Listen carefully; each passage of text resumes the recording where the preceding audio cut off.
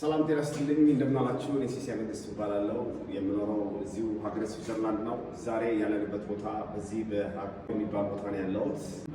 ግሮት ብለን እንጠራዋለን በፈረንሳይኛ፣ በአማርኛው ደግሞ ዋሻ ይላል። በዚህ ዋሻ ውስጥ እንግዲህ ምን አለ የሚለውን በጥቂቱ ለእናንተ ላስጎበኛችሁ ወድጃለሁ።